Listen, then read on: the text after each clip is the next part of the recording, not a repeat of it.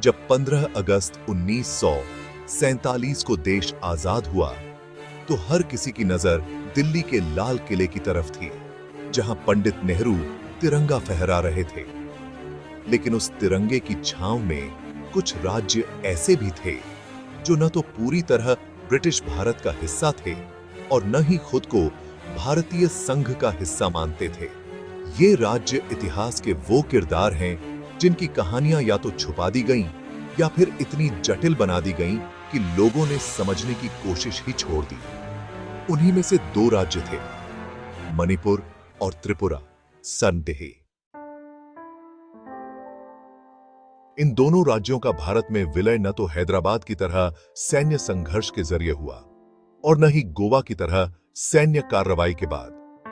यह प्रक्रिया इतनी शांत और धीमी थी कि इसका दर्द न कोई चीख बना न कोई विरोध का बड़ा आंदोलन, लेकिन इसका असर इतना गहरा था कि आज भी पूर्वोत्तर भारत के भूगोल, राजनीति और पहचान पर इसकी छाप देखी जा सकती है। आज जब भारत की राजनीतिक सीमाएं तय हो चुकी हैं, तब शायद यह सोच पाना मुश्किल हो कि कभी मणिपुर और त्रिपुरा खुद को एक आजाद देश मानते थे। दरअसल 1947 में जब ब्रिटिश राज खत्म हुआ तो इन राज्यों को स्वतंत्र रियासतों के तौर पर मान्यता दी गई थी। वे ब्रिटिश इंडिया का हिस्सा नहीं थे, बल्कि ब्रिटिश प्रोटेक्टोरेट स्टेट्स कहलाते थे, जिनके पास अपनी आंतरिक सत्ता थी और रक्षा व इस सब की विदेश नीति ब्रिटिश सरकार के अधीन थी।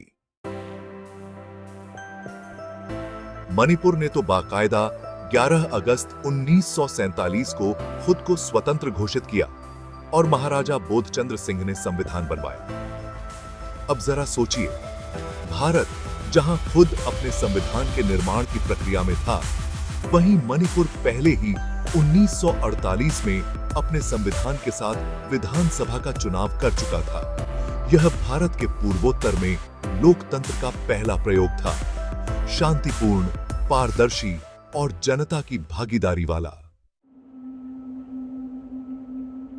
लेकिन भारत सरकार की चिंताएं अलग थीं। चीन और बर्मा, जिसे अब म्यांमार कहा जाता है, उन दोनों की सीमाओं से सटा हुआ मणिपुर एक रणनीतिक महत्व वाला इलाका था।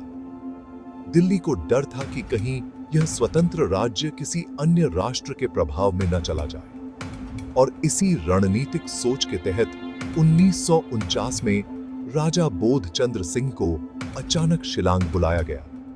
वहां उन्हें एक शांत से कमरे में बिठाया गया और उनके सामने रखा गया इंस्ट्रूमेंट ऑफ मर्जर, वह दस्तावेज जो भारत में विलय का प्रतीक बन चुका था। यह दस्तखत इतिहास के सबसे चुपचाप लेकिन विवादास्पद फैसलों में गिना जाता है, क्योंकि सबसे खास बात यह थी कि मणिपुर की चुनी हुई विधानसभा को इस विलय की कोई जानकारी नहीं थी। न उससे राय ली गई, न जनमत संग्रह कराया गया। एक राज्य जहां पहले ही लोकतंत्र स्थापित हो चुका था, उसे राजा के व्यक्तिगत हस्ताक्षर से भारत में मिला दिया गया। आज भी मणिपुर की जनता और वहां के इतिहासकार इस विलय को असंवैधानिक मानते हैं। यह कदम भारत के संघीय ढांचे पर सवाल खड़ा करता है कि क्या एक लोकतांत्रिक राज्य की जनता की राय के बिना उसे संघ में जोड़ा जा सकता है। उड़ाते हैं। अब बात करते हैं त्रिपुरा की, जो बंगाल की सीमा से सटा एक समृद्ध और सांस्कृतिक रूप से समृद्ध राज्य था। यहां 1947 के बाद राजनीतिक अस्थिरता चरम पर थी। महाराज बीरेंद्र किशोर की मृत्यु के बाद उनकी पत्नी महारानी केशवती देवी ने अपने नाबालिग पुत्र की ओर से शासन संभाला। उस दौर में बंगाल विभाजन के कारण भारी संख्या में बंगाली शरणार्थी त्रिपुरा में आ गए थे, जिससे वहां की सामाजिक बनावट पूरी तरह बदल गई थी। आदिवासी आबादी में बेचैनी बढ़ रही थी और प्रशासन की पकड़ कमजोर हो चुकी थी। भारत सरकार जानती थी कि त्रिपुरा की सीमाएं तत्कालीन पूर्वी पाकिस्तान से लगती हैं, जो इसे रणनीतिक दृष्टि से बेहद महत्वपूर्ण बनाती थीं। भारत सरकार ने त्रिपुरा के संदर्भ में भी वही त्वरित नीति अपनाई जो उसने मणिपुर के साथ की थी। 15 अक्टूबर 1949 को महारानी केशवती देवी ने इंस्ट्रूमेंट ऑफ एक्सेशन पर हस्ताक्षर कर दिए और त्रिपुरा बिना किसी जनमत संग्रह या लोकतांत्रिक प्रक्रिया के भारत में विलीन हो गया। यहां भी वही कहानी, न जनता से सलाह, न स्थानीय सरकार की भागीदारी। लोगों को जब अपने राज्य के भारत में विलय की जानकारी मिली, तब अखबारों के जरिए मिली और तब तक सब कुछ हो चुका था। अब सवाल उठता है कि यह प्रक्रिया इतनी जल्दबाजी में क्यों की गई? जवाब छिपा है भारत की उस नीति में जिसमें पूर्वोत्तर भारत को चीन और म्यांमार के बढ़ते प्रभाव से सुरक्षित रखना सर्वोच्च प्राथमिकता बन चुका था। भारत सरकार जानती थी कि अगर इन सीमावर्ती राज्यों पर नियंत्रण अभी नहीं किया गया तो आने वाले समय में ये सुरक्षा के लिए खतरा बन सकते हैं। पर इन फैसलों का एक दूसरा पक्ष भी था। एक गहरा असर इन राज्यों की सांस्कृतिक पहचान, राजनीति और सामाजिक ताने बाने पर पड़ा। मणिपुर में धीरे धीरे यह भावना पनपने लगी कि उसे बिना सहमति भारत में मिला दिया गया। इसी असंतोष ने बाद में उग्रवाद और अलगाववाद को जन्म दिया। त्रिपुरा में बंगाली प्रवासियों की बड़ी संख्या के कारण आदिवासी आबादी हाशिए पर चली गई, जिससे जनसंख्या संतुलन बिगड़ा और आदिवासी असंतोष हिंसक रूप लेने लगा। ये दोनों राज्य आज भी अपने ऐतिहासिक अनुभवों को लेकर अलग अनुभव साझा करते हैं।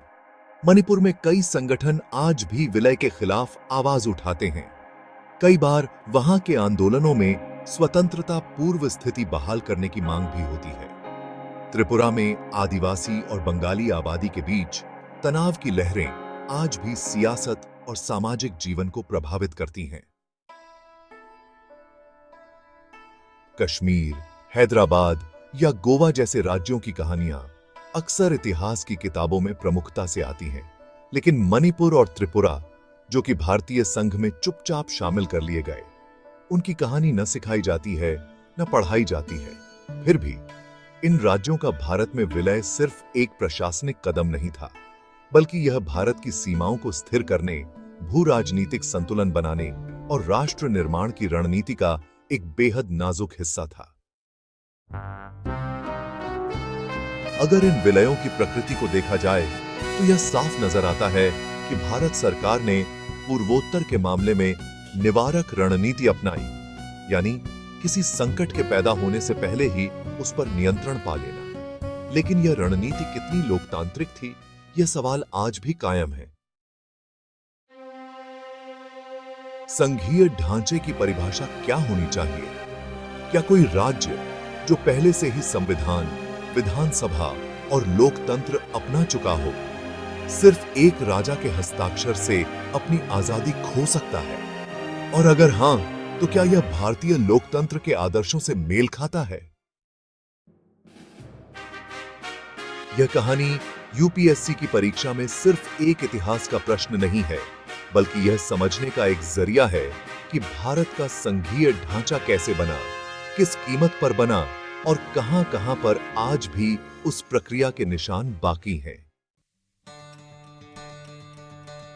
अगर आपने इस कहानी को महसूस किया, तो आपने इतिहास नहीं, राष्ट्र निर्माण की जटिलता को समझा है, और शायद यही बात आपको भीड़ से अलग खड़ा कर देगी।